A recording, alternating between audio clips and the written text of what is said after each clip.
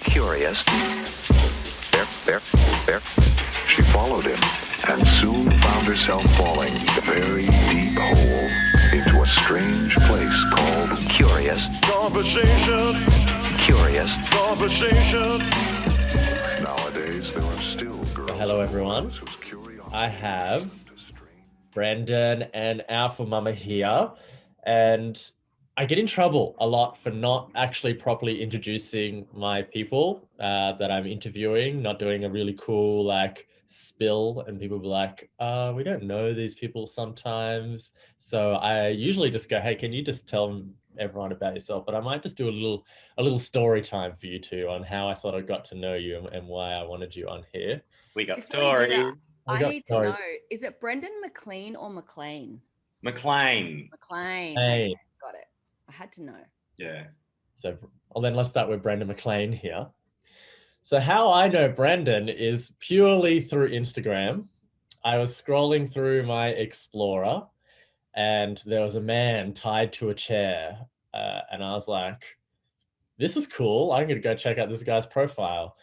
And it was on this magazine called You Ought to Know, who is Harry, what's his last name? Clayton, right? Yeah, he's super epic too.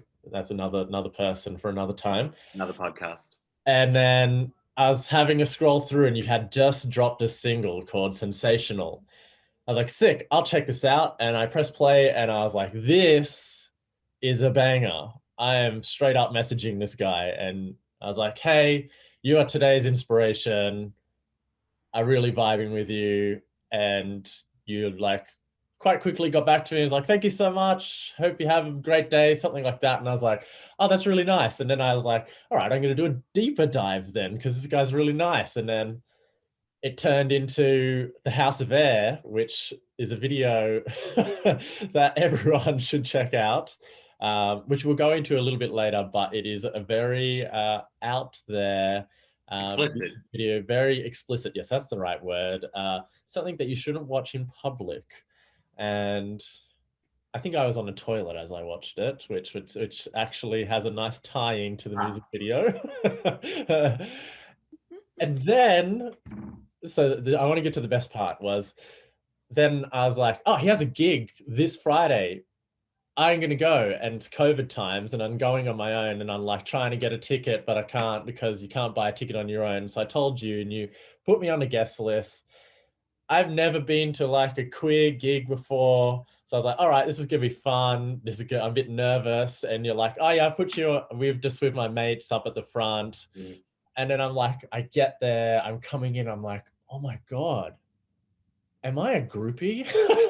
Am I like, and then your friends are like, hey, like, who are you? I'm like, I'm Paisley. Like, oh, how do you know Brendan? I'm like, I don't. I think I might be a groupie.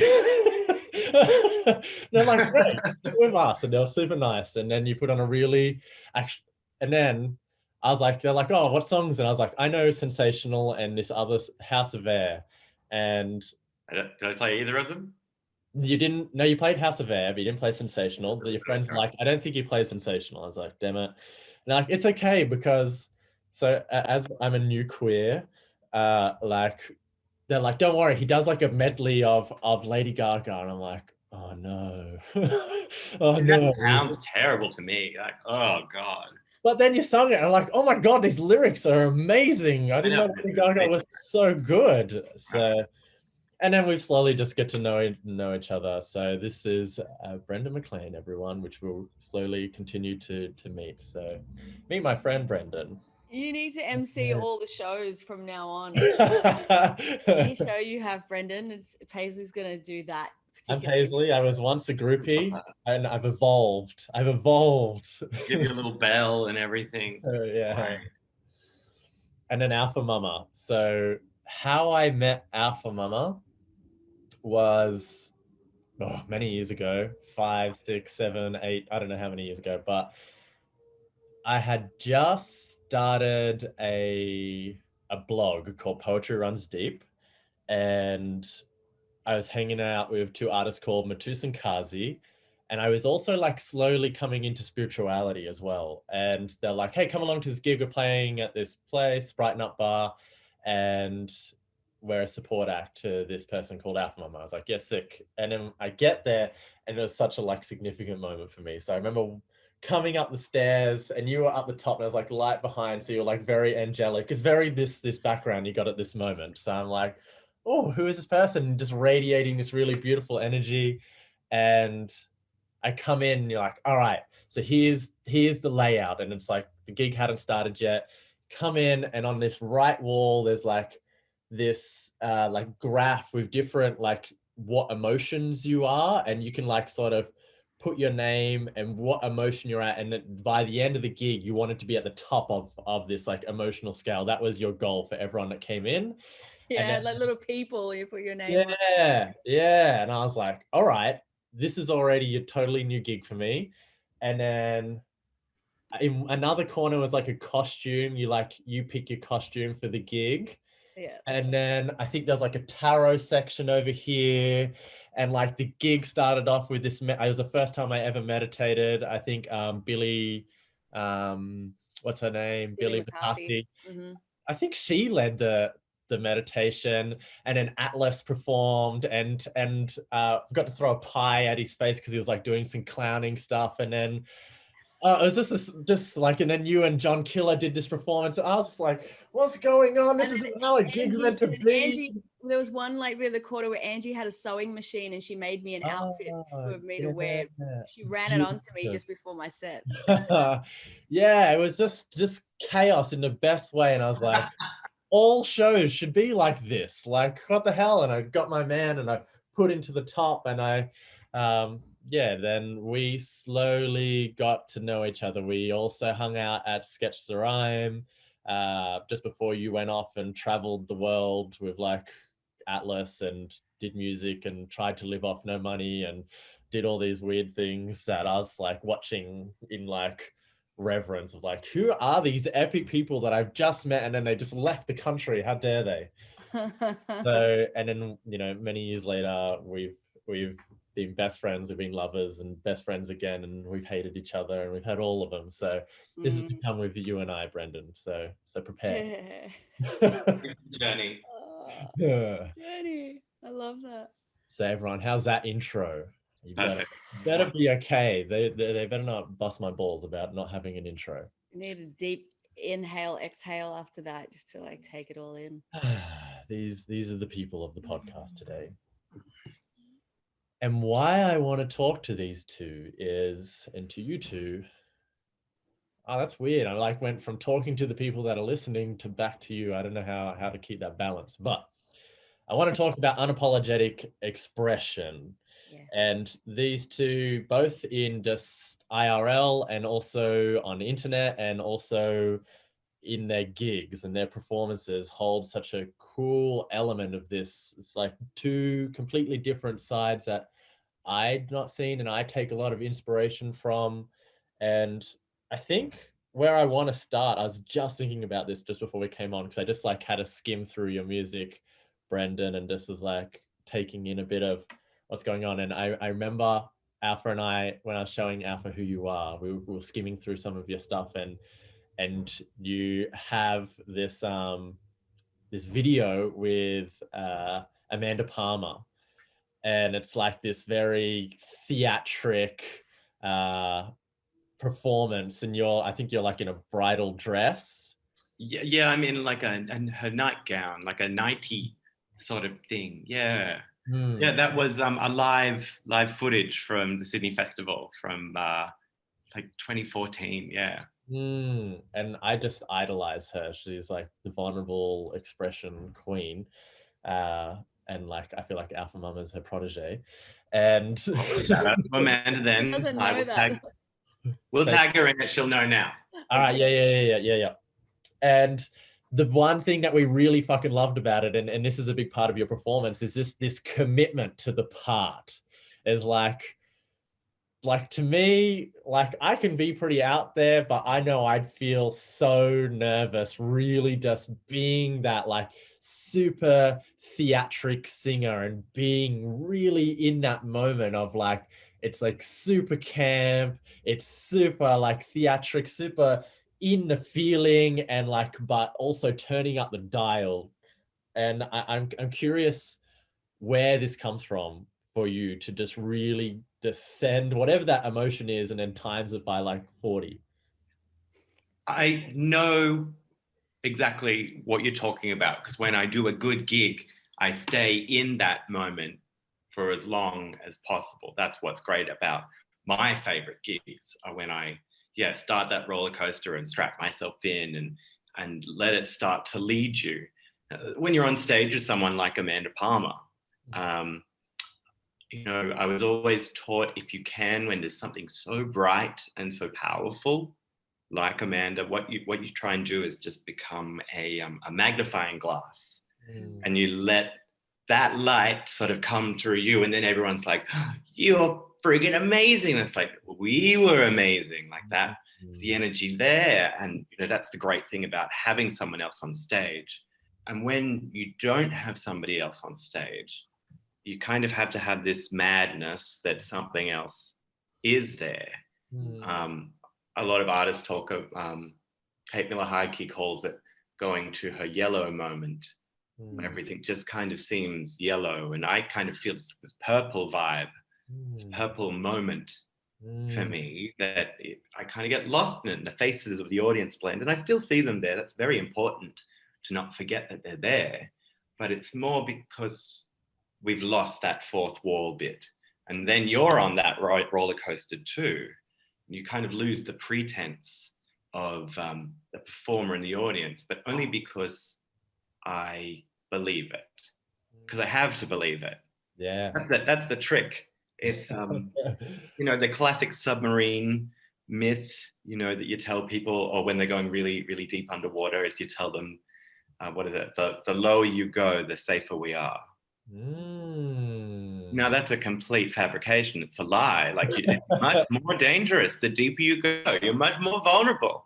But you kind of have to tell yourself that and go, like, the deeper I go here, the safer we are. And you learn that after a while. The deeper you go, the better the experience for the audience is. You just start to go, like, those are the good gigs. When I went there, that was the good gig, when I was vulnerable. Yeah, that's just something that I really admire. Like, I love seeing artists that just are willing. It's like, obviously it's for yourself as well, but like, it's like, it feels like that's the treat, you know. It's like, oh, they went there for us. My it's so cute. My Uber driver on the way home just now was telling me about, he met Michael Jordan one time, and he asked how he just is the best player all the time. He's like, Michael Jordan said to me, when I get to the stadium, I look at the farthest corner of the stadium and imagine how poor that person is, and how they really saved just that $50 for the performance, and being like, I have to put on the best show ever because that person saved $50, and $50 means nothing to me, you know? Yeah. Like, oh, like, that's motivating. You mean Michael Jackson? No, Michael Jordan. Oh, the basketball. Yeah. Oh, that's interesting. Because I just wonder how sports people feel. I never think. So they just go on the field and they're like, boom, boom. I don't even know they know the audience is there. Okay, fair enough. I learned something already. Yay, sport. Yay, sport. You know, but the funny thing is, like, what we're talking about, what you're talking about, Brendan, in the sports world, or in, you know, a lot of other worlds, they call that flow state. We don't often use that word as artists because we like to come up with our own word that we think no one else experiences, like the yellow place, the purple place. Well, it's like, because we have to have our own shit because we're so unique. But in the sports world, it's just called the flow state. Yeah. That's what that is. Yeah, they had that with video games too, right? Like, when you're playing a video game really well, you get into like a flow state. That's the bad flow state. Yeah, it's actually a scientific phenomenon, but we just want to have our own thing. Thing out, yeah, for sure. I feel you, and I'm gonna keep that own thing. It's the purple place. It's the purple place. Purple place. I'm committing to that. Oh, no, I love that you're frozen on the best. It's on the best little freeze frame though. Yeah. I need to screenshot it, and it can be his. It can be the single cover to the purple place, actually.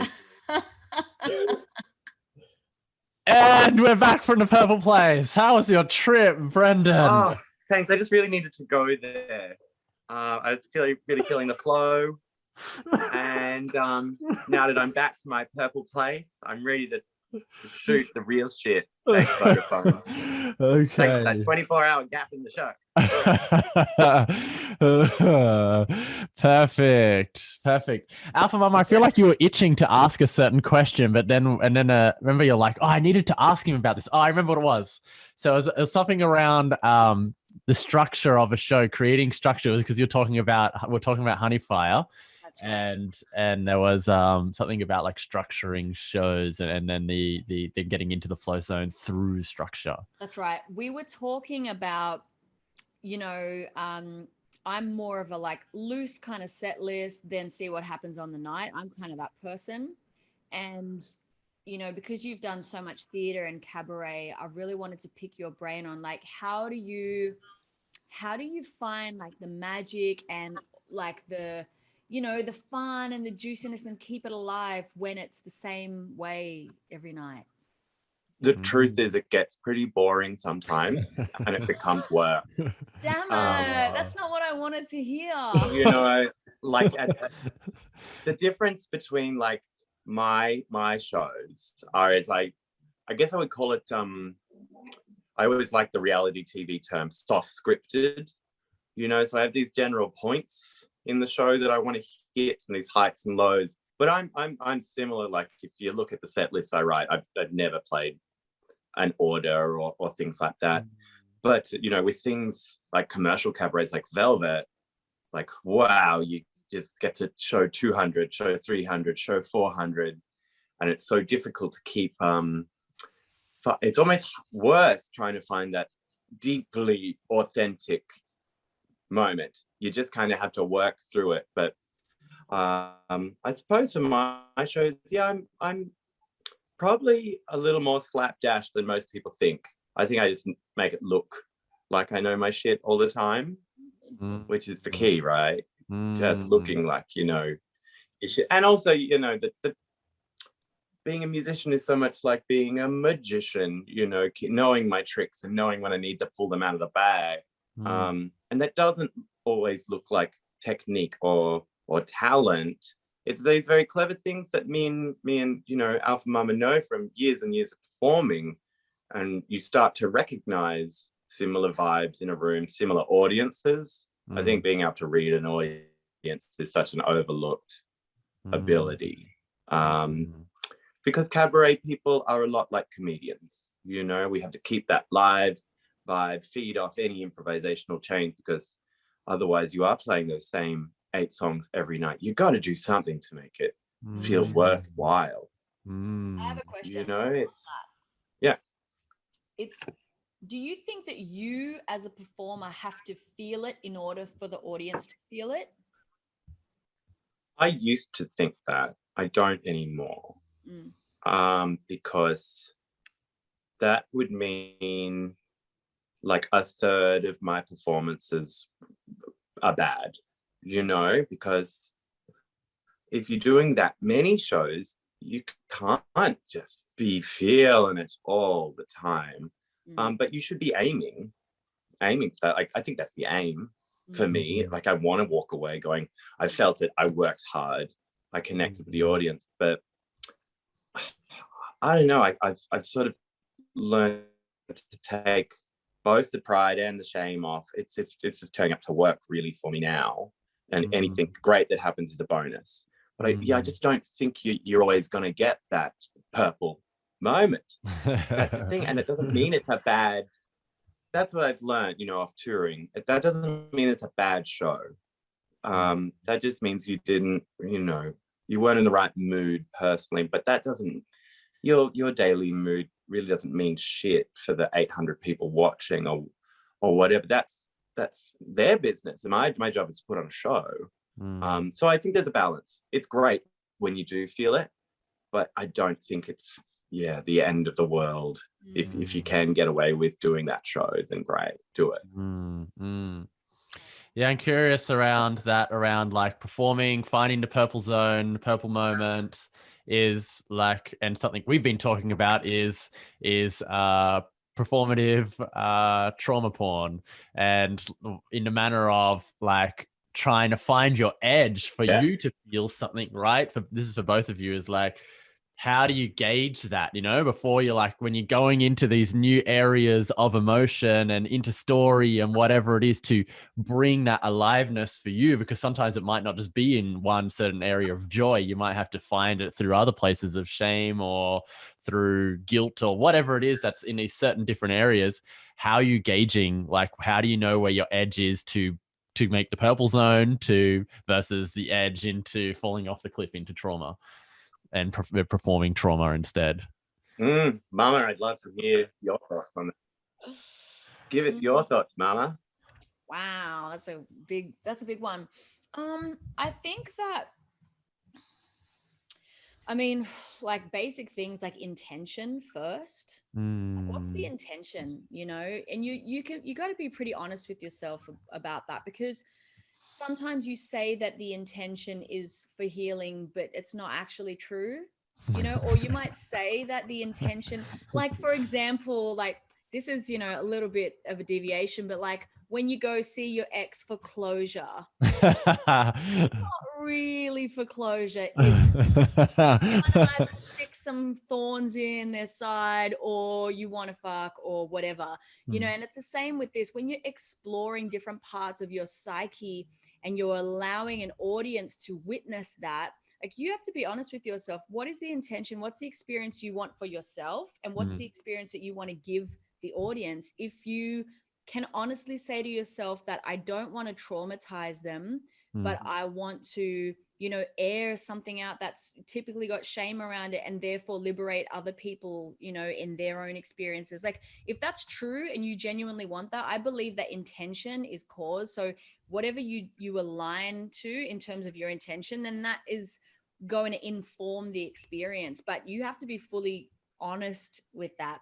So intention is the first thing. The second thing is the container, right? So like the space, and what are the parameters of the space in that experience? And can you take responsibility? Because for me as an artist, something that I think a lot of artists don't think about when you're first starting out is you're actually responsible for the audience's experience to a degree.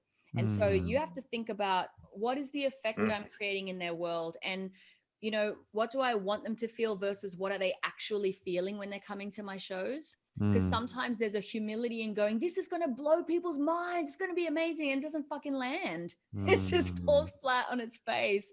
And so that process, that iteration process of going, all right, cool, tried that, didn't quite land. Actually, people just left really disturbed and they couldn't sleep for 3 weeks. Like, you know, being able to like actually have that back and forth, that conversation is what informs things. And then you set the parameters and you make sure that that experience is curated and has enough safety where people can go somewhere but they feel still safe, or has, you know, the support or the aftercare that people may need if you're really pushing boundaries. So really for me, it comes down to intention. What is the intention that you're trying to create?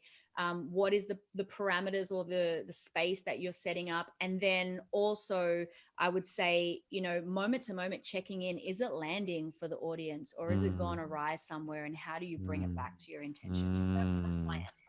Yeah. Beautiful. I'm here for that. Do you have anything you want to sprinkle on top of that, Brendan? Yeah, I mean, that what you just said is what I wish so many directors knew before they went out into the field to throw their spaghetti on the wall of other people. You know, there's not, you know, wow, they're wet spaghetti and they slap it up against you, and people think that they can get away with any sort of expression of trauma without putting it within those boundaries. And for me, I don't know if it simply oversimplifies it too much, is I always try and look at the balance between art and entertainment. And I think if the audience, no matter what the content is, if you're not caring for the audience, and if you're not looking after the package that is the theatre, you're just throwing traumatic stories at people, or howling at someone, and all of these things can be done beautifully, but done poorly, you re-traumatize the audience. And as I have gone through in previous productions, like been re-traumatized myself, when I, as a performer, was used as a vessel for trauma to an audience, and it did the opposite of everything ALPHAMAMA just said. It hurt the audience. It worse bored the audience, because boring the audience is worse than hurting them. Damn. I bored you with my trauma though, like, yes, the worst thing that ever happened to me is boring. Faints. Damn. Faints in gay. And you do faints in gay. Yourself. Yeah. Woo, that's so huge. And I suppose a scary thing, if to say it all that way, is what if this deep, scary thing that you've been holding on to, that's the worst thing that's ever happened to you, when you just sort of hold it out in front of people, and they don't react the way you want. You really have to be ready for that too. If this is your first project or first big song, where I talked about violence within my family, but through song, I wasn't prepared for what I got back, which was a lot of other people's stories about their traumas and opening up that. Luckily it was packaged on an album where I knew to sort of guide people out of that traumatic moment through musical cues. But you have to have all that knowledge before you just throw your trauma at someone. Otherwise, it's scary or worse, boring. Yeah. Wow. And but I want to touch on that because you said worse, boring. It's like, I think people often use vulnerability and trauma as a way to try and not be boring. Because it's like, I want to do something edgy. I'm going to make people feel. So they go, like, they push the buttons that they know are going to have the reaction.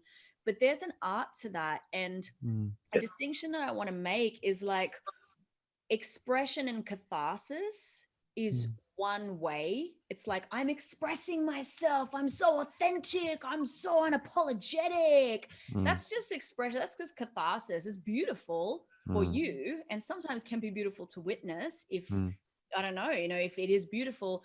But for me, art is a communication cycle.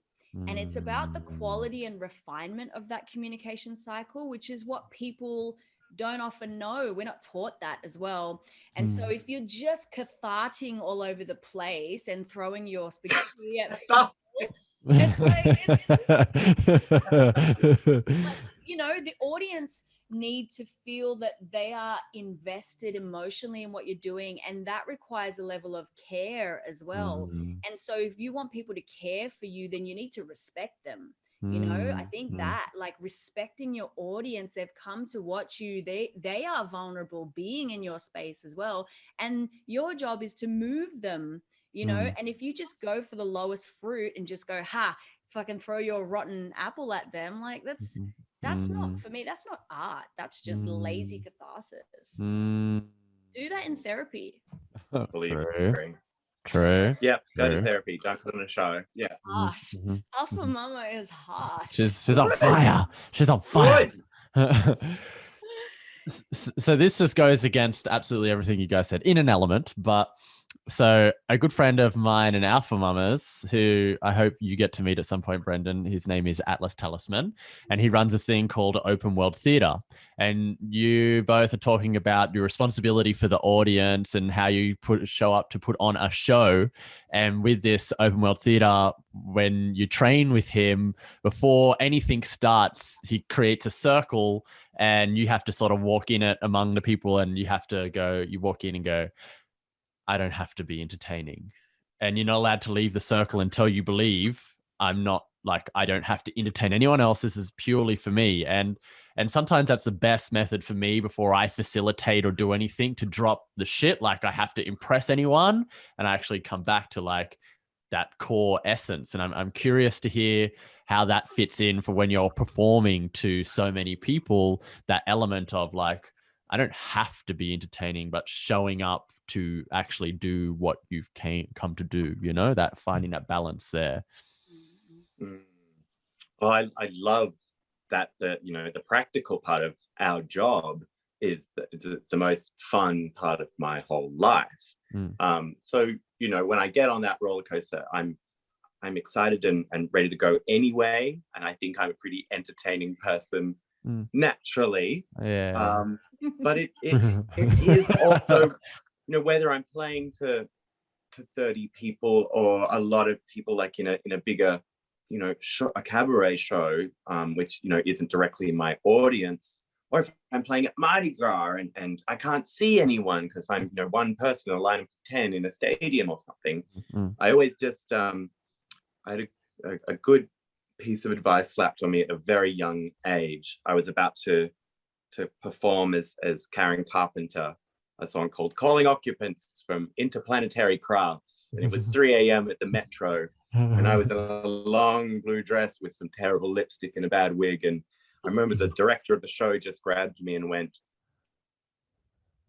"Don't be ironic, be iconic." Ooh.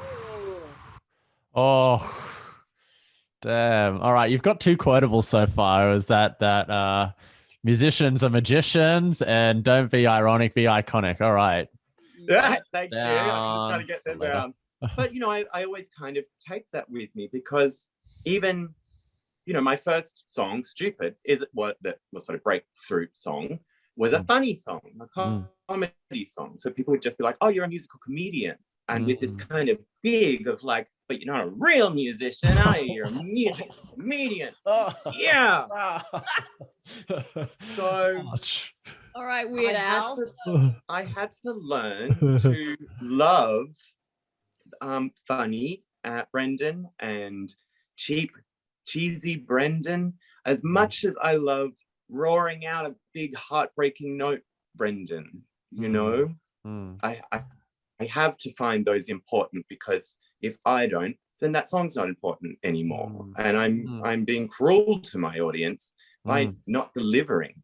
So I don't know if it's about this. I think the problem is when people perceive what authenticity looks like or sounds like or feels like. That's completely impossible to do. I didn't know how I was going to talk or feel before this podcast. I'm sure my vocal tone is different before it dropped out to today. And so I try and walk a bit. I can't do it as well as other people. There are some performers who just walk on stage and do not change from backstage to on stage. But the more I get to know the parts of myself that I do and don't like, and what does lift an audience up and feel good, the easier it is to just walk on stage and do that job consistently. Now, whether or not pay changes it or whatever, if you're doing a cover set, if you're doing originals, whatever, but if you can get on there and at least find some element of truth, and that doesn't have to look like being a hot, sweaty mess. It doesn't have to look like crying on stage. It doesn't have to look like anything. It just has to feel a bit true to you, or otherwise you're not going to keep doing it. Which is usually the detriment of most careers, when the musician stops wanting to do it. Yeah, they stop believing themselves. Yeah. So yeah, I don't care if I'm a clown or a diva or in an opera or whatever. There's a single thread running through all of it. Yeah, I like that. It's like you got to have the narcissistic and the altruistic purposes of what you're doing, you know? It's like you need to feel like, yeah, this is giving me something. I'm fucking getting off on this. Yep. And also, if it's only that, then you don't know if it's like, again, that could be just, you know, the expressing catharsis. Whereas if you're also giving to the audience and you care for their experience, then that's altruistic in that sense, and it's a beautiful circuit. I guess it's like, you know, any kind of intimate relationship, and being on the stage is an intimate relationship. Like for me, it's so exposing and so intimate as you're there, standing there. You just have the audience literally just glued and they're paying you their attention. It's so vulnerable. Yeah. I'm And curious. it's interesting, we have our own defenses, don't we, in all of our fields throughout music. I guess in cabaret, it's well, any musician, you know, we have our armor, our costume we can put on, or our makeup, the hypnotism I put myself in beforehand with a vocal warm up and that one glass of red before the show. And I sort of tell people, can you leave me alone for 10, 15 minutes before the show? And, you know, that's just all sort of hypnotizing therapy stuff, geeing myself to this place where I'm glorious. Because if I don't figure out how to get there, if I don't really believe I'm great, then the audience will feel that. And I think that's why people like a Brendan Maclean show, and why my shows are usually better when I'm in a better mental health state. Because the path, hope is usually what the positive energy of a great song is giving you. It's hope, it's love. The further away I am from that, the harder it is to fake my job. But yeah, a little bit of fake it till you make it isn't bad. Like, I know when I was just doing the jukebox cabaret Velvet with the wonderful Marcia Hines, it was a lot of fun, but it was 8 top of the charts disco tracks hundreds and hundreds of times. I just started playing. She introduced me to a game where you just try and look as many people in the eye as possible. And you can just try it from row to row, to seat to seat to seat. And if you're on stage for an hour and 20 minutes, you can probably look at least a third of the audience in the eye at some point. And that is amazing, because these people will come backstage when Marcia's there and be like, you looked me in the eye in 1988 at the RSL in Seven Hills. And you're like, that's the connection. And so simple things like that, I think, take away a lot of the big scary monster of being a musician, of that there's some kind of crazy secret that we're all keeping from you, and that we go glossy-eyed and write 10,000 songs all at once or something like that. There's a lot of skill and a lot of time, but you can use that to be real. You can use that to be real. I like that. And I've definitely noticed that at your gigs. And it's funny because when people do that to me, because I watch like this, I watch like as if I'm really bored. I'm like, your mic's all weird, just by the way. Me? Yeah, it just sometimes it goes a bit funny. Oh no. Is it still doing it? It's crackling. Oh, that's no good. That's putrid, actually. It's good now. All right. I did nothing, but that's fine. At Brendan, at your gigs, but just at anyone's gigs, because I watch as if I don't notice until someone looks at me in the eyes from the stage. I look as if I'm really bored. I'm like, I'm watching like this, and then someone looks at me, I'm like, no, I'm really enjoying myself. I don't know why I was pulling that face. Because when you're the audience member, your face is an honest face. Yeah, but you feel insignificant, right? You think it's not about you. It's not about me. But then in a moment, all of a sudden it becomes, I'm like, fuck no, I'm enjoying myself. I swear. I like that.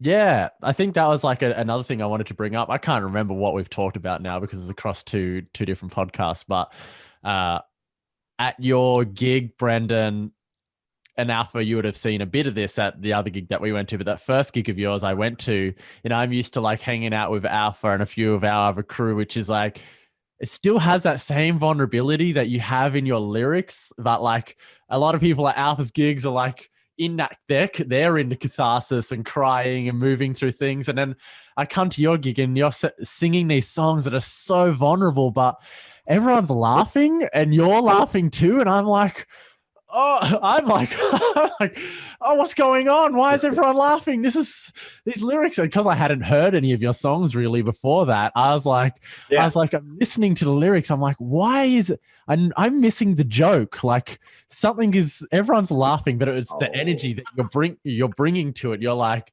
there's feelings in it, but also like you're cracking jokes about these songs and also lightening up the mood again. It's like everyone's in the feels and then lightening it back up. And I'm like, oh, this is such an emotional roller coaster for me. I'm so in my feels about these lyrics. And then we're back to laughing. Absolutely.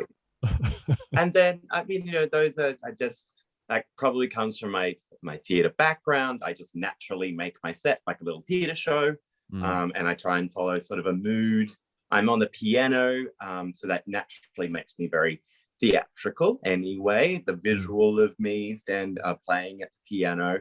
And, there are all these manipulative tools, really. I'm manipulating and playing with the audience.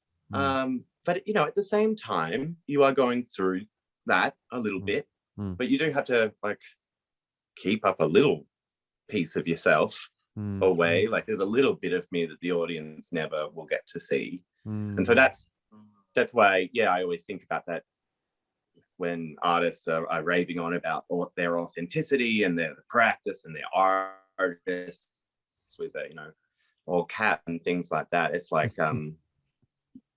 we all do hide a little bit to ourselves. I guess maybe, I'm trying to think now if there's been moments when I've been totally there on stage. I'm sure there has been, and I'm sure it's not a song that I would think, but laughter is a great way to bring some real to the room, because when I started, it was all the other way. Like, there was no laughter at a Brendan Maclean gig. It was I wanted to be very serious and taken very seriously. And I sung so hard that I was usually pitchy. If I broke a guitar string, I'd keep playing through it, even though it was going wildly out of tune, which I think is a nice metaphor for trying too hard to be real. I guess that's definitely something I use, is the laughter and joy that probably comes from a queer background as well, using humor as self-defense for so long that it just naturally actually became a tool I'm quite adept with. And I probably shouldn't be so self-deprecating. That's all I'm working on at the moment. I think I can be a little rough on myself, and I'm only beginning to sort of realize as I, get older and watch younger performers begin similar careers to me in cabarets, you're just being careful of when we're being self-deprecating, that we're not also bringing the audience down too, because they believe in us. Like what's giving them hope. So if I'm on stage tearing myself down, I'm actually tearing a little bit of them down too. I don't know. Just both of you are making me think these sort of vulnerable feelings from the audience's perspective, and what we leave them with and what's authentic for them. And for one audience member, they'll leave going, that was the most life-changing event of my life, while somebody else might walk out and be like, hey, he can carry a tune. You can't be responsible for how they feel, And I know, but ALPHAMAMA, I know you're sounds a little bit looser structure, but you must like carry the audience even more. Like, do you ever feel like overly responsible for the audience, or like how much is their job to have a good night and how much is our job to give them that good night? And where does that Venn diagram cross over for you? Yeah, that's definitely something that I'm working on. I think I give so much in my shows as almost like overcompensating in some ways. So that's something that I'm definitely looking at, because I'm so invested in their experience. I want to rock their world. I want them to feel all the fucking orgasmic love feelings, or like I want them to feel the depths of, like I'm so giving. And I think that it would actually really serve everybody if I chilled the fuck out a little bit and it was just like, do the thing, like I'm excellent enough that I don't actually have to try very hard, and it will land, you know. So that's something that I'm working with at the moment. This is in my original sets. If I'm doing covers, I give zero fucks. I can go on autopilot and I'm not even there half the time, you know. But when it's my actual go nuts, yeah, fucking go nuts, yeah. That's definitely something that I'm working on. I think for me, like the perfect place to operate from would be have the thought and the intention to, like, you know, what would I love people to experience, and what can I do to make that happen, and then detach from the outcome, you know, totally detach. Like, some people will be there to see me and they'll be totally present and attentive, and that's beautiful when that happens. And some people will be there to talk to their mates at the bar. And at my shows, if you do that, you get called out for doing that. You know, I don't tolerate that stuff. I'm quite, you know, like, this is the experience that you paid for. If you don't want that experience, feel free to leave. If you want to catch up with your friends, you can go to the back room or whatever. But if you're here, like, give yourself that gift and let me actually give you what you came for. But I could chill out a little bit. I could chill out on that. I love it. I love those moments of, excuse me, you at the bar, shut up, I'm performing. I'm softened a little bit. I don't. No, you have. You definitely have. I've softened a lot in my years. What I do sometimes is, like, when I'm jamming with the band and someone's really loud, I'll like do, like, you know, like a jazz trade where it's like sax for 4 bars and then like piano for 4 bars and they back and forth. I let the band do a trade with the loud people. We just cut out for 4 bars and just, like, everyone looks at the noisy table. Yeah, that's the best. I love it. Yeah. There we go. That's also unapologetic expression. Definitely. So we're talking about performing on stage, and now I'd like to go a degree back of performing and social media.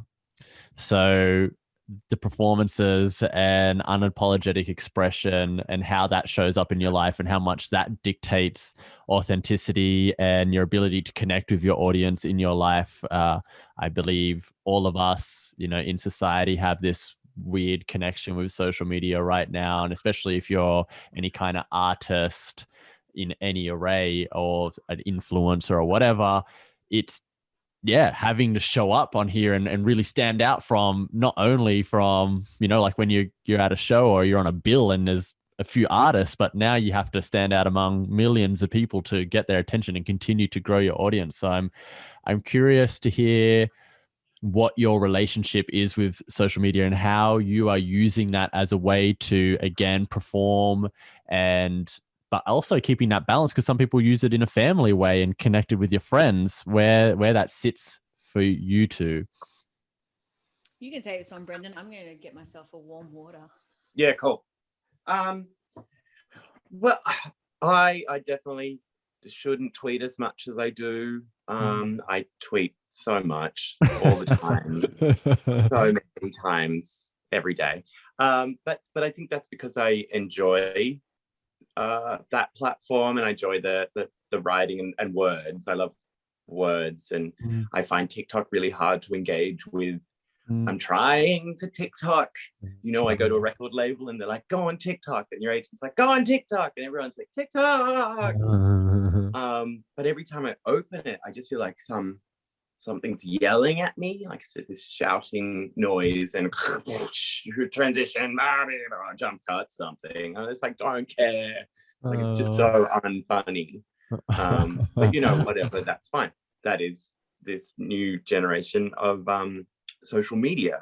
But I guess for me, I sort of have a few eras online, like my very video clippy fun bang era, and then, you know, I've also just been like a columnist or a music journo and things like that. So I've approached it from different angles, and I still don't think I get it right, like at all. I don't think I have like any flow on social media. There's no purple place for me here. Oh no! But I'm just trying to, you know, because I don't enjoy it as much as I did in like my mid-20s when it was new and sparkly, and I could do a cover on YouTube and people would be like, wow, he's got a ukulele, wow. You know, and I was gay and had a moustache, and it was 2010. Like, you could do anything and get a publishing deal. It's great.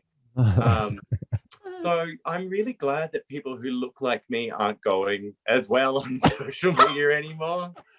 I think we should be helping more than, you know, but people have been sending me booze and things to have on Instagram. So thanks, Jimmy Brings.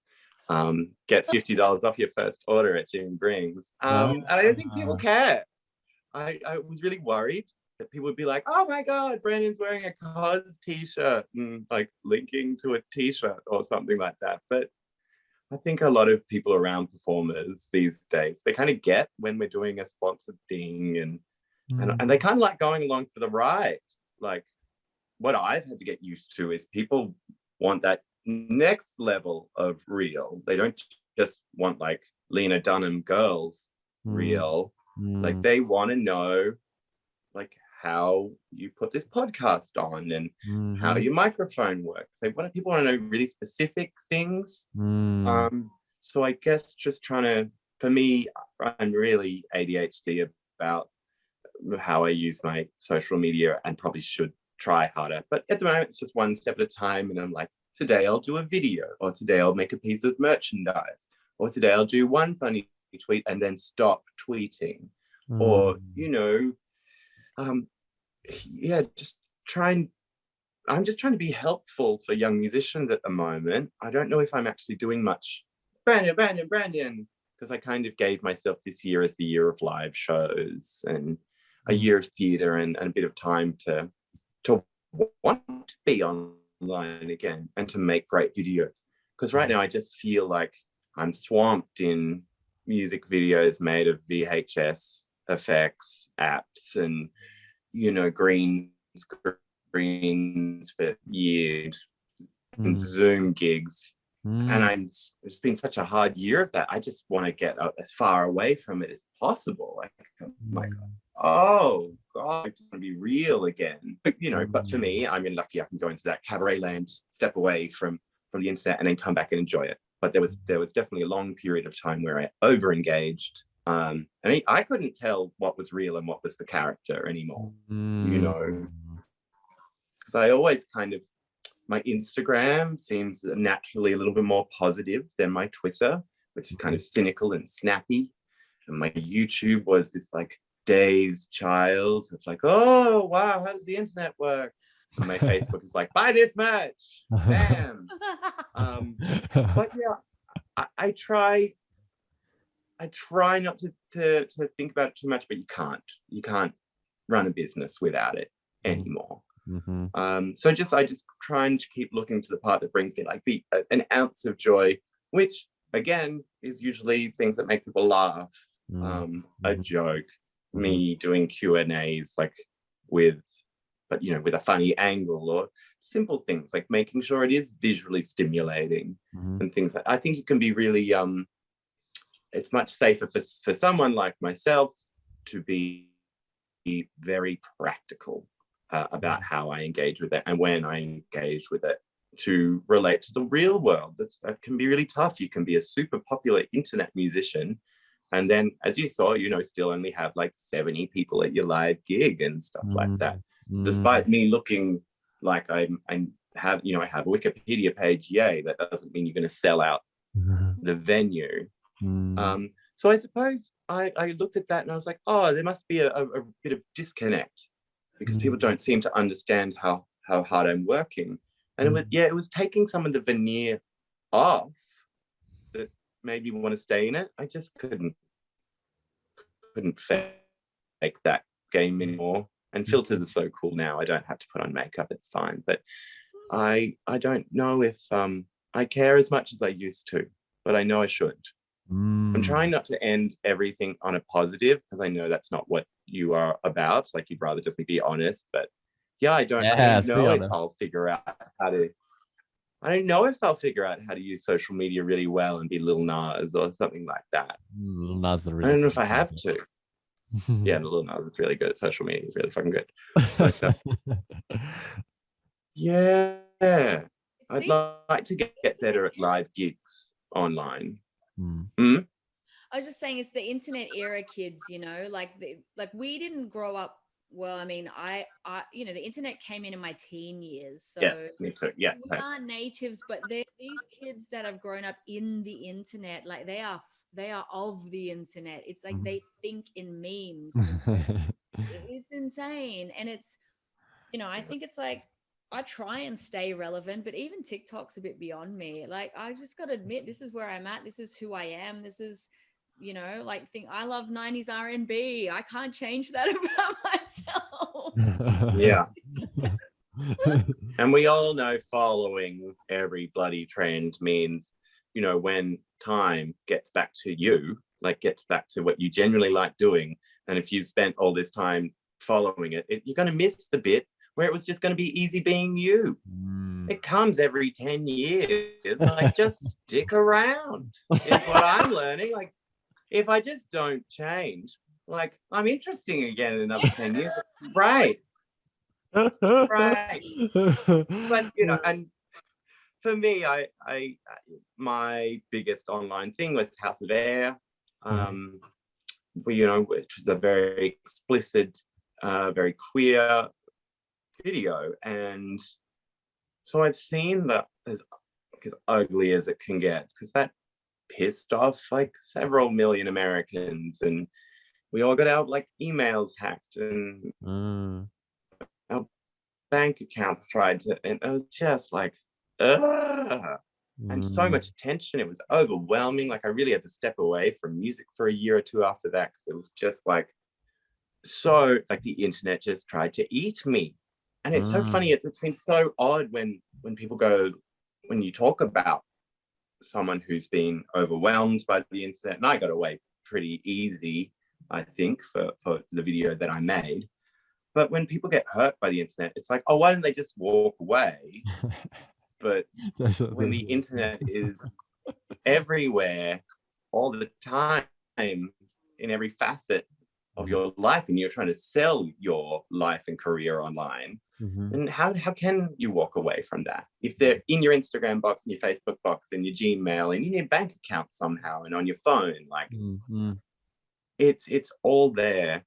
So yeah, I've seen that, but I've also seen that you can't really release an album without some great videos, which I just kind of did, and was like, oh yeah, my audience is visually stimulated, and I overlooked that. You know, that's great. I don't see it as like a failing. It's just really obvious next time that the audio needs to come with visual, a complete package, because right now I'm a TV station. That's my business. I don't know if I can just think of myself as a musician, a songwriter anymore. I have to be a performer, Brendan the performer.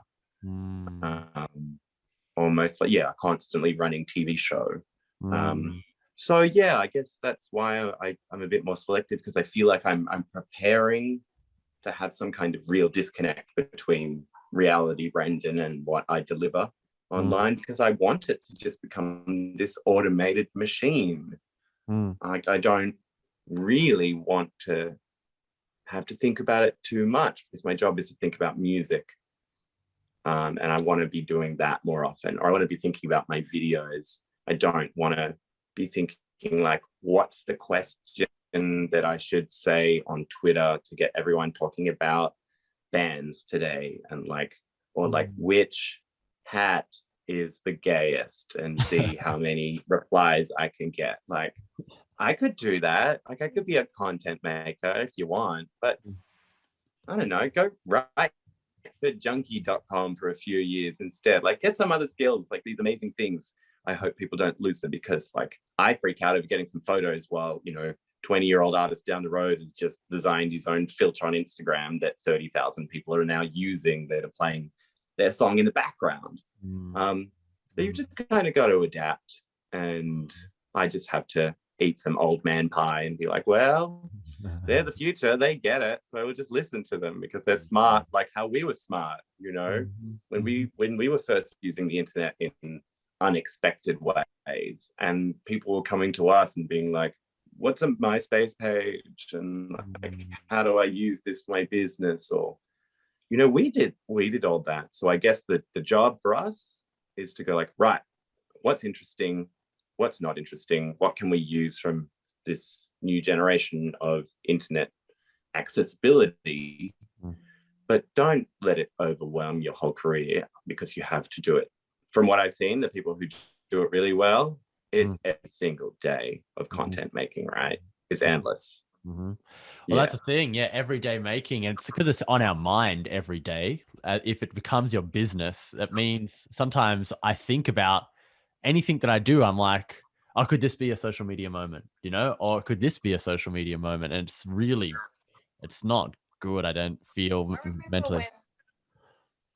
Do you remember there was a time, this is in 2018, I started thinking in Instagram captions for a moment. It was fucked, because we would write posts and they're like, then like the, you know, like a catchy heading or like a, you know, clickbait type thing. And I was thinking like that, you know, I'd go about my business, but my thoughts were sounding like Instagram captions. And I was like, oh my God, this it's broken me. It's broken me. But that, you know, then it's worse with the kids about, you know, like the kids, because they're just like memes. Their thoughts now are in like this picture with this text on the top. Yeah. And then, you know, like there's that, not only the element of like captions and whatnot and how to show up, but it's that, you know, we obviously, to me, it's like, for instance, on my stories, it's not like I show up authentic every time. I show up in this area of authentic, you know, like, and I've had people be like, oh, you don't like, I meet him in real life and I'm not that excited, you know, as I am on my stories. And they're like, oh, you sound a bit different in real life, or you show up a little bit different. I don't hear you talk like that or present yourself like that all the time. And I'm curious, as you know, two performers, and then you perform on a stage and then you perform on Instagram. And if we're thinking about Instagram all the time and or whatever social media you're on, is like, where does that degree swap out for you? You know, when you're meeting new people, when you're with your family, with your partner, whoever it is, like, how often are you performing? You know, that might still be authentic to a level, like but you're not lazy or whatever on Instagram or on stage or whatever at the same time, right?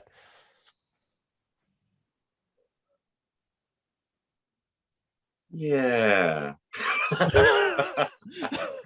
I have to step away from it in a sort of let my phone die kind of thing, or it will derail my day.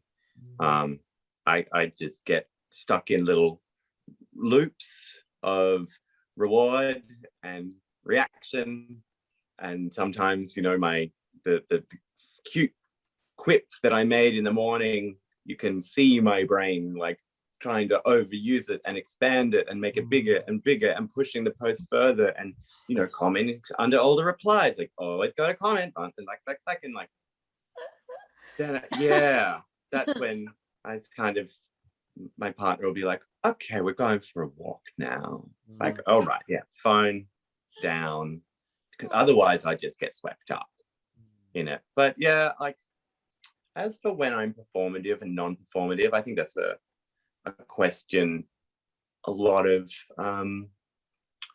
women and queer people get about their general lives anyway. I think we have to be performative at a lot of times where we don't want to be. I guess when it crosses over at gigs, like, I hate going out after I perform. I hate it. Like, I already did it. I already did the job. You got what you paid for. And I like, get out. Like, I don't want to talk to people about if they thought I was good or bad. Like, I don't care. Like, I just want to whine and I want to go home and have a shower. Yeah, but, you know, your job is to turn up and sit near that merch desk and smile and shake people's hands and thank them because they gave you their money. They gave you their actual money to make sounds. What? That's amazing. So yeah, I feel like you're differing here right now. I see you're Oh, really? dry retching to the idea of going to the merch stand afterwards. Come on, Yeah, come on, yeah, give me. that's what I mean though. Like, Hate it. I really struggle with that. I really struggle. Yeah. Like, I struggle because, and you know, you try and have some humility because you understand, like, you really impacted these people, but you know that every person's going to come up to you and tell you the same thing. Every person is going to tell you, oh my God, that was so amazing. Wow, thank you so much. And it's beautiful and it's exhausting. And you're just so open from being on stage. And it's like you've got no skin and everyone's in your ear and you're in a venue and it's loud and they want to be right in your ear. And like, I really struggle with that part. I really do. They might be drunk on like a different level of drunk to you as well. They might be shouting and Hate that. All I want when I well, you know what? In cabaret, they pay you.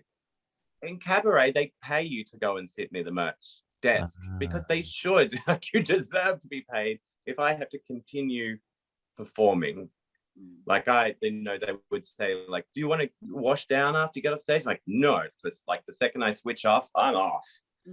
I cannot turn back on. And you know, it's I remember, like, there's a good Oscar Wilde story about him going to a party, and you know, he was the belle of the ball and everything Oscar Wilde was, and then he left, but he'd left his hat there, and there's a great description of this decrepit, tired, boneless man who returned to collect his hat. And I was like, yeah. You are sapping my skeleton from my body.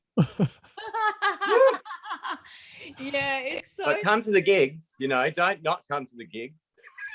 That's when you want a body double. That's when because like the thing is, I'm happy to hear it if I don't have to be gracious and like, oh, thank you so much. Oh, I just feel so fake in those moments because I genuinely mean it, but my face is tired. My jaw is exhausted from singing. I just want to close my eyes and put my hands on my body. I want a person to come scoop me up from the stage and love me and just like tell everyone to go away. Oh, I know, but you can't. And I love the people too, but it just feels like you're doing, and because I'm very generous and I'm sure you're the same, like I'll spend hours talking with people. I'm like, oh, fuck, I just want to leave. Yeah. And it does end up being to like your detriment, like the exhaustion after shows, and I think but the main thing you touched on is because we don't want to have to be fake to other people. We don't want to have to lie to their faces, baby. Oh, really? You thought that? Like what I planned for you to feel at that moment, you felt?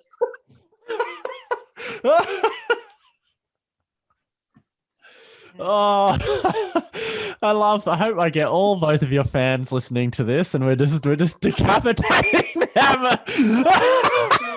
Can I tell you a story? Oh my God.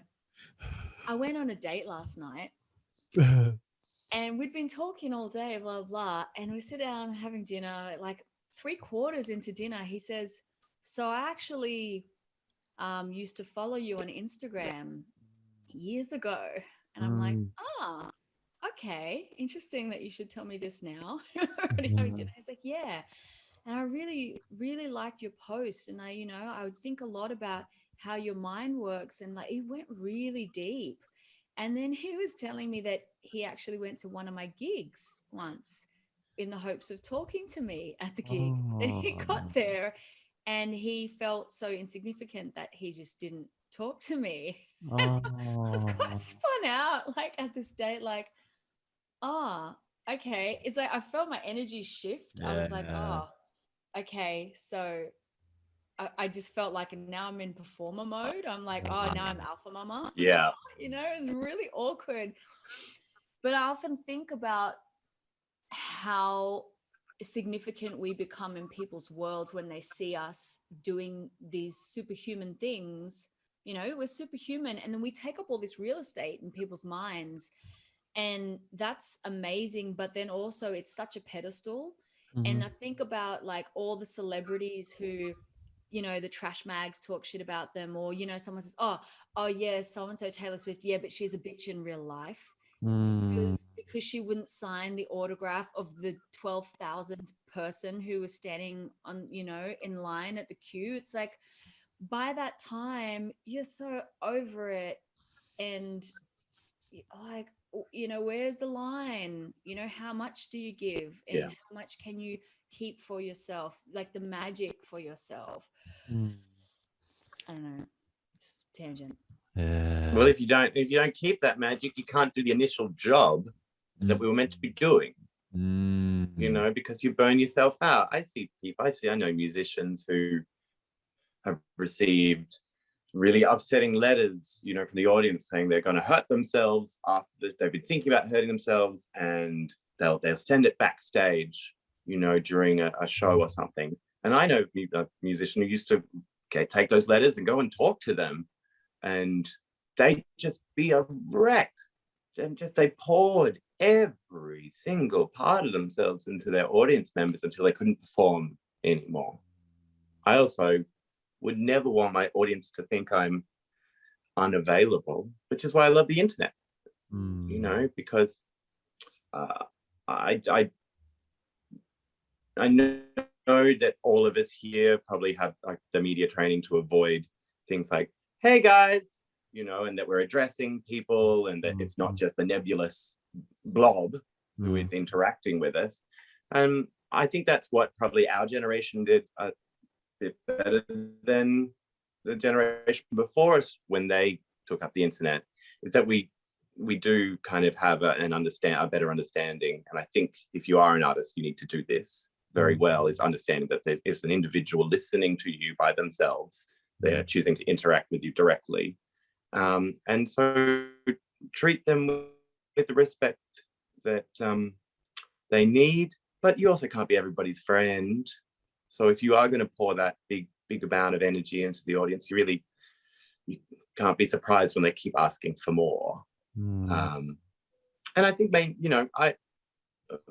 boyfriend always laughs at me when I say I try and maintain some sense of mystery because I'm not a very mysterious person. But what I do keep to myself, and I'm learning to, after having gone quite a tough experience with a traumatic piece of art that I was a part of, is that just knowing that I know my limits now. I know what I want to share. I know what you're allowed to have from me. And so I keep those boundaries no matter what I'm performing in now. And so those red flags go off when that's not met. Nice. Yeah, so just the audience will take as much as you give, and then they'll take more if you leave that door open. But people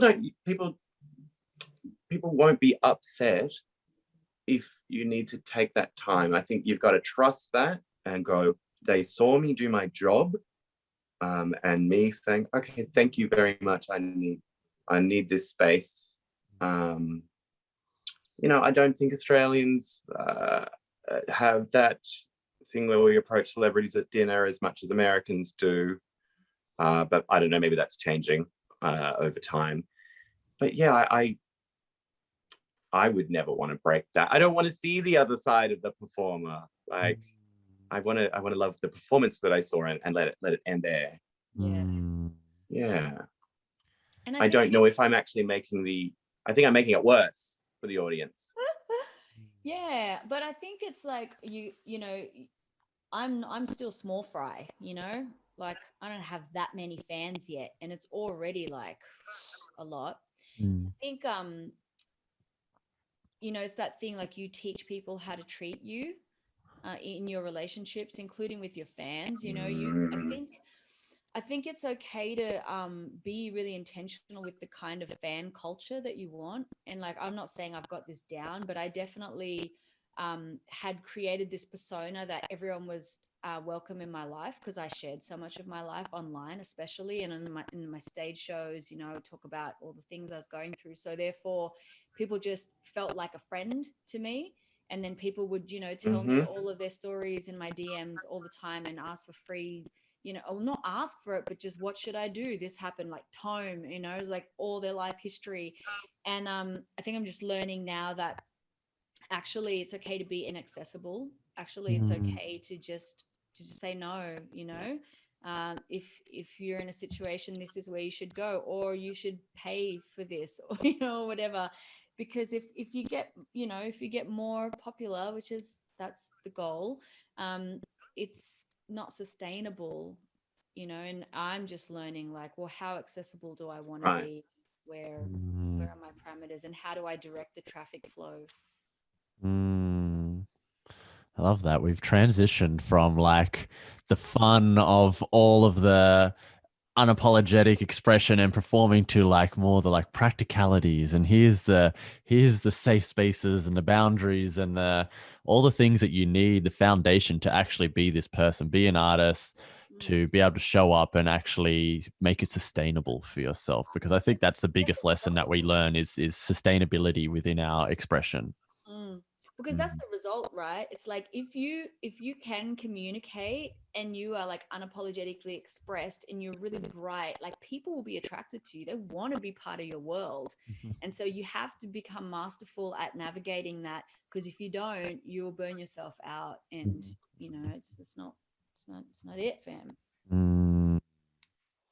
So the most important part of unapologetic expression is boundaries. And that's sustainability. Yeah. and hydration, but sustainability. And, you know, let's talk about Amanda and Amanda Palmer and the way that she directs her audience. It's been a fabulous learning lesson for me.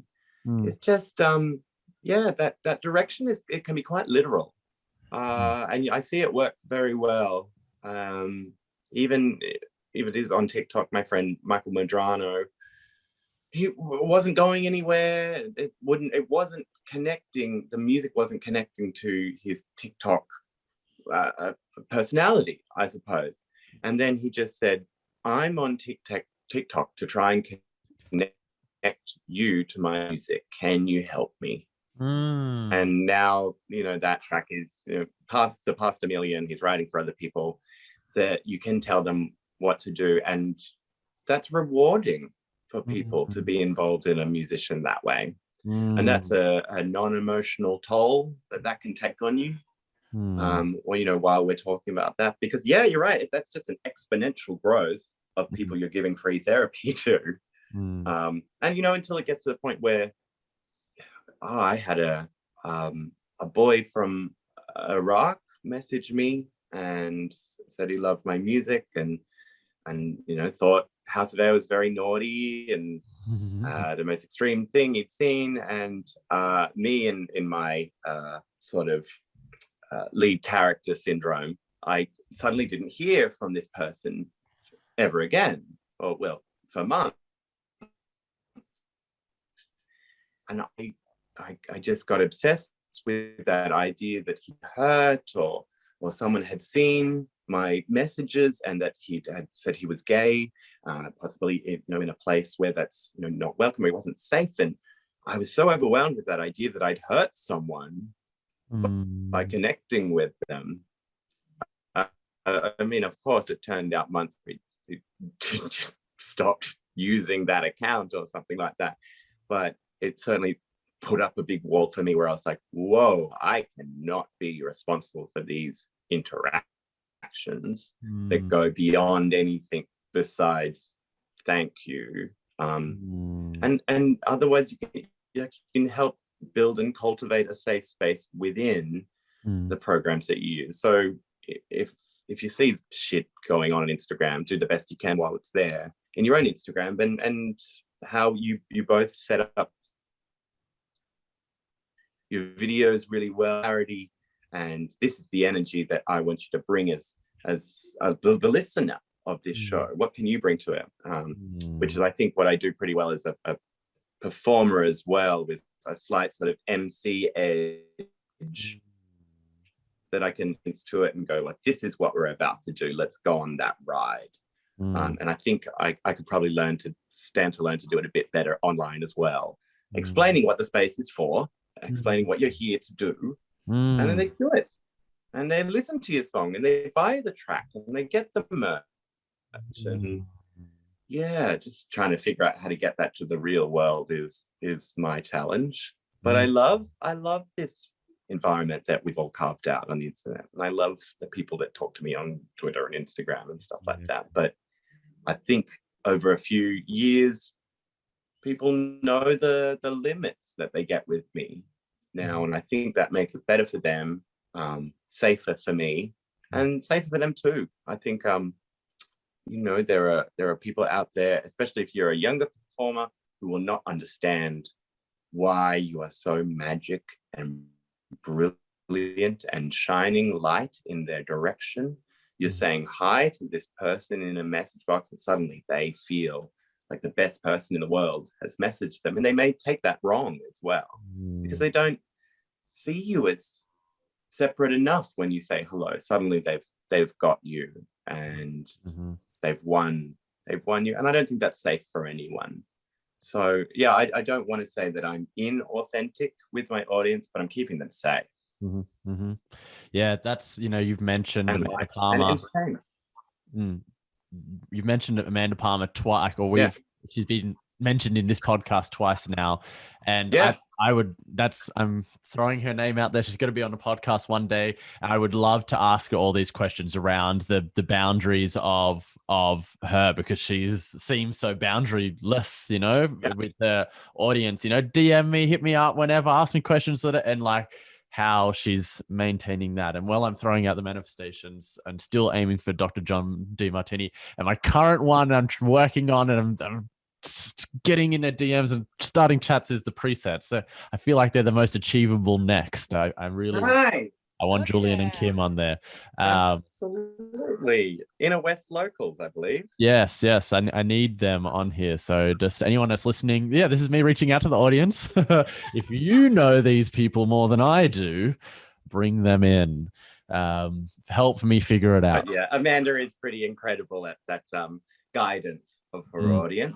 And it's so like what we're talking about big. I know anything compared to her. It's like somehow has kept that channel open and taught her listeners to talk to each other, which is the genius of it.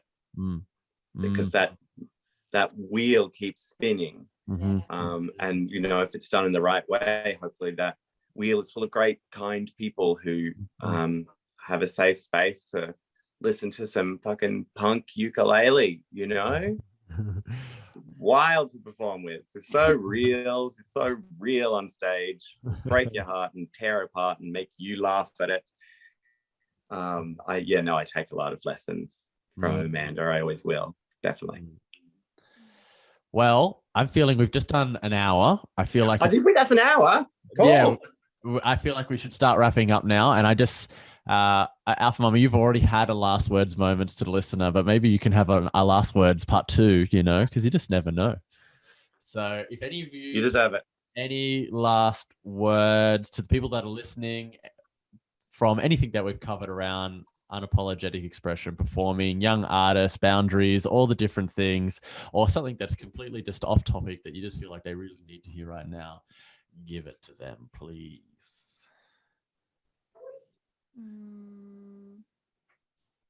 I guess I don't know what comes through at the moment is just try shit.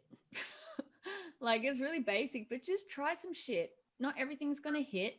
Some things are going to stick. Some things are going to miss. But if you don't try, you're never going to know, just try some shit, like go too far every now and then come back and find a new edge. But yeah, I think in general, a lot of people play it really safe, and that's boring. So just try some shit. That's it. Yeah, and we all know now that boring is worse than hurting someone, as Brendan has wisely prophesied to us. Try some shit. Yeah. Well, I tried some shit in the face, and it worked out for me. Yeah, there you go.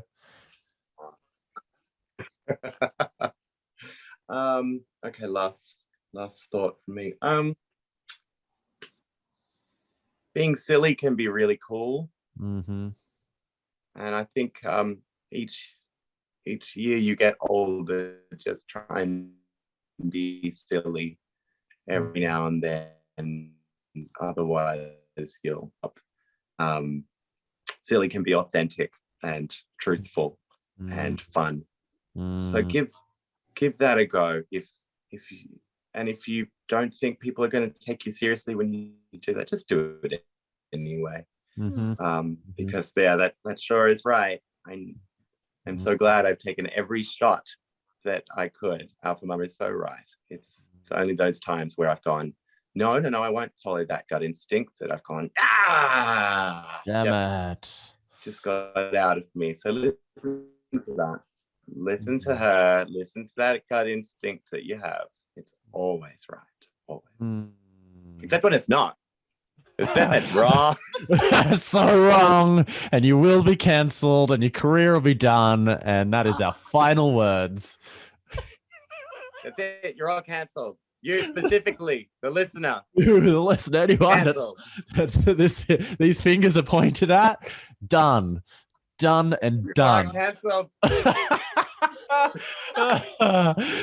Thank you, Alphamama. Thank you, Brendan Maclean. You both are amazing humans. I love you both so much. I'm so grateful to have you both on the podcast. I'm going to put all your details after I message you both. Get the details to put them in the details. Lots of details. Love you. Thank you. I love you. I love you. There. She followed him and soon found herself falling a very deep hole into a strange place called Curious. Conversation. Curious. Conversation. Nowadays, there are still girls and boys whose curiosity leads them to strange places. What a curious call. I can't tell where this is